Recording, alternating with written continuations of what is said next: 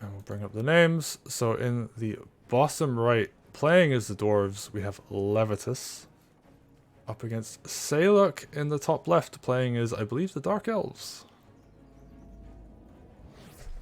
Yep.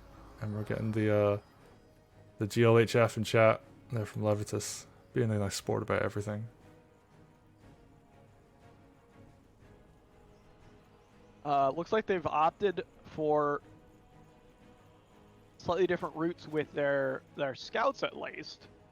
In the sense that, you know, they wind up in the same place, which for the one player is going left and for the other player is going right. But in terms of their actual heroes, it looks like they're doing the same thing, which is running past their hard camp to get to the, you know, what would maybe traditionally be considered their opponent's middle sector. Although with this map, honestly, I feel like this is the normal is doing this instead of going kind of what you might think of as the traditional path. So why is that? So it's interesting. I don't 100% understand how it plays out in that it can get kind of complicated. But in short, if your opponent does, you know, what they've done here and you're kind of going along the normal route, they will get to your middle sector before you do and can steal your creeps. And suddenly you're in a very awkward spot. Whereas if you mirror what they're doing, then obviously you're going to be evenly, you know, split, and you won't be at that disadvantage. And to my knowledge, there's not a great way to punish what, you know, is happening in this game. You know, if I know that my opponent is taking this route, I think my best move is mirroring the route that they're taking. Okay. That makes sense. Yeah. And I guess like it also allows you to set up aggressively on your opponent's base. It does. Which is a lot of early game pressure that you can put on. Yeah. So yeah, I guess like in short, it puts you at an advantageous state aggressively, and it can't really be punished that easily. Right, exactly. One other thing that's just nice from a person perspective, if you split the map otherwise, the reinforcement lines can be really awkward on this map because of the pathing.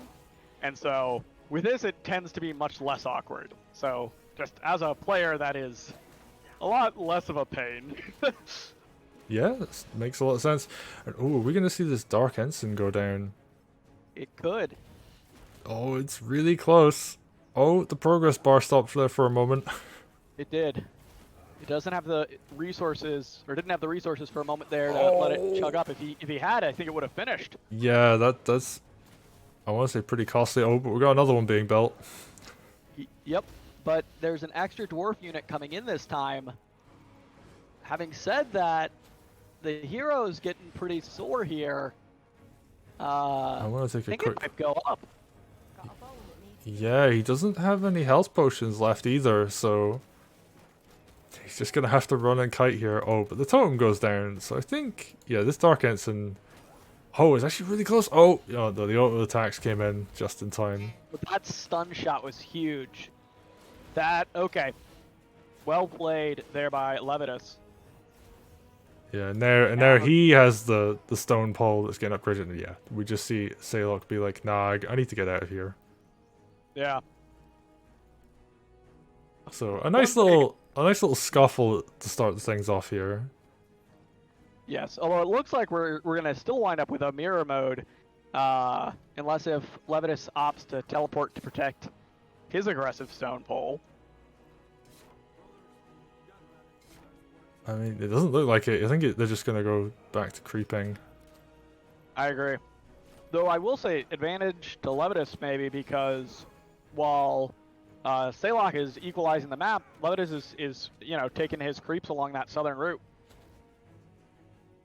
Yeah, and yeah, he's gonna get all this XP. He's gonna get, I don't know what was in that bag, but oh, you got a potion out of that, I think actually. So Yes. Yeah, it's either going to be the health or the mana potions for sure. Now, they've diverged in terms of the strategy, which is interesting. So, Saylok is continuing to push through and capturing bases. I will say I'm a little worried for him in that if the Dwarf hero gets level 5, that scatter shot is very potent. And will be maybe a little tough for Saylok to deal with. Well, let's just take a quick look. So, scatter shot. Your auto attacks hit 2 targets. Ooh, that's. Oh, I'm sorry. I used the wrong name. Barrage is what I meant. Barrage? Okay, let's take a look. Quick look at that. Kill shot, scatter shot, bone breaker. It's a shotgun. Well, that is actually just a shotgun. Right. Yeah. Yeah. Okay. And so with that, obviously low health melee units are especially susceptible to that skill. So if Saylok is going to try and, rush to tier 2 or avoid, those types of units, maybe not as many spiders, that'll mitigate the impact of level 5. So we'll see what he winds up with as his army composition.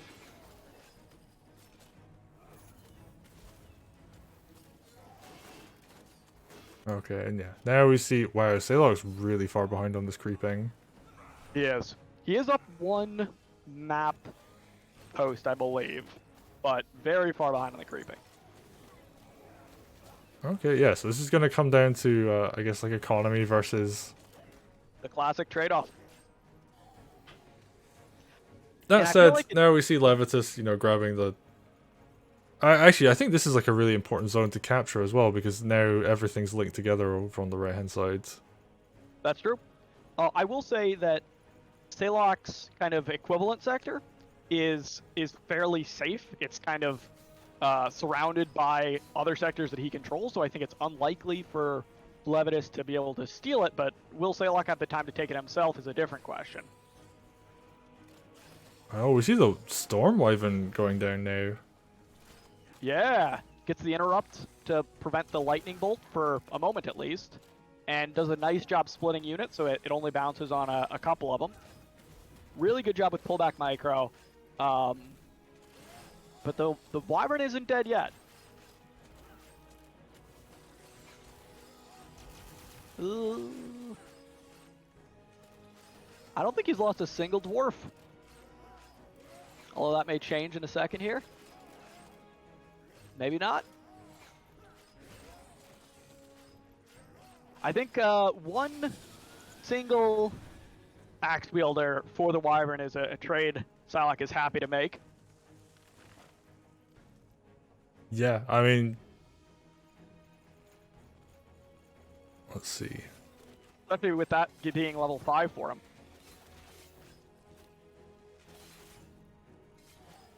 And Saylok is so very close to level 5. If he can get it before the first big fight, that'll be very important. I mean, it looks like he will. It doesn't look like there's anything in particular that's going to come down here in terms of like aggression. Oh, although that said, oh, all right, now, yeah, now Levatus is going to start pushing. I think he realizes like, hey, like this is my chance. Yeah. Now, what'll be interesting is, does Saylok sacrifice that outpost to get his level 5?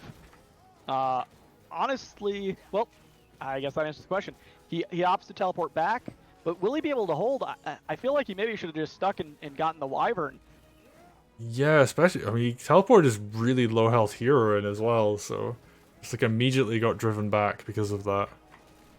Yeah, I definitely understand the impulse to just rapid fire teleport, and maybe fighting the Wyvern would have been even worse, since then his army would have been scuffed and he wouldn't be able to stop him pushing into the second sector, but he certainly wasn't able to save the first one. Yeah, and there's just like a lot of things going down now. Yeah. And Levatus, yeah, looking in a really great position, has double the population or army count of his opponent right now as well, so... He does. Everything's... Now, I will... I was just gonna say, everything's looking up for Levatus, and oh, is he actually gonna try and go for the Storm Wyvern? That's possible. I will say, this mirrors our last game in that Saylok is on tier 2. I feel like it's a bit of a mistake for Levatus to not continue pressing his advantage, but I guess he does want to continue his creeping, getting more levels for his hero. But I feel like he's got a window of opportunity here that may close. It could just very well be that he wants to take both corners. Sure. And if he gets both, that would be very important, especially if he's able to deny his opponent level 5. They may be racing for the wyvern. There we go. Words are hard. Yeah. Oh, but I think Saylok's just taking a little bit too long to get here. Oh, that lightning bolt did a lot of damage. It did. But did it kill anything? I wasn't looking at that moment. No, it just took a whole bunch of stuff down to like 2/3 health, but oh yeah, it's fine actually. It's one of those like, oh, you know, it looks kind of like Sure. devastating, but then you realize Levatus is level 7 and Yeah.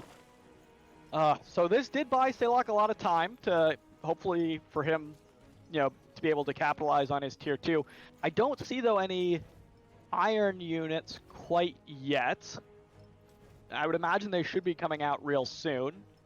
And I'm checking his production buildings. He is getting sleepers out. oh, are they actually going to come out in time though? There's that shotgun, I think. Yeah, absolutely. That was pretty devastating. They were very, very clumped units there. Oh no, but Levatus went a bit too deep with his hero. Did he? Oh, I mean, it's on 200 health. Is he going to be okay? Oh yeah, he pops a potion now. He's all right for the moment. And it looks like his army just absolutely wrecked Saylok's army. Evaporated. Yeah, that's rough. You know, it's especially bad because even if he'd gotten the hero, heroes are free. They take time to respawn, but they don't cost any resources. Where that army that he gave up, I think that might have been it. Yeah, I mean, I think getting a level 7 when you're level 4 is pretty good, but oh wow, shotgun blast just comes in and yeah, Saylok just immediately GG's. I cannot blame him. That was brutal. Oh, so yeah, well played there by Levatus. They had that small creep advantage and they just kept pushing it, yeah. And yeah, you're right, like that level 5 power spike was huge and especially since I think the Guardian of Nor does get a power spike from his level 5, but it's nothing compared to the High Hierophant's shotgun. It is so potent. It got nerfed, I believe, but even still. Wow, that's scary to think that used to even be stronger. Yeah, no, it was devastating. I think like one thing that this really came down to was that defense by Levatus, where he just not by Levatus, by Saylok, sorry, where he teleported back with a low health hero and it just landed on top of his opponent's army and he just immediately retreated. So he didn't even really defend, he just kind of came back and ran. Defense. You know, I feel like Saylok, he was a little bit less efficient in some of his movements and pathing, which gave him a little bit of a deficit, which, as you said, it that crystallized and got amplified massively by that failed teleport. Which, yeah, led to the conclusion we had. Okay, well, I think that's us for this game, so we're gonna go see if we can find another one.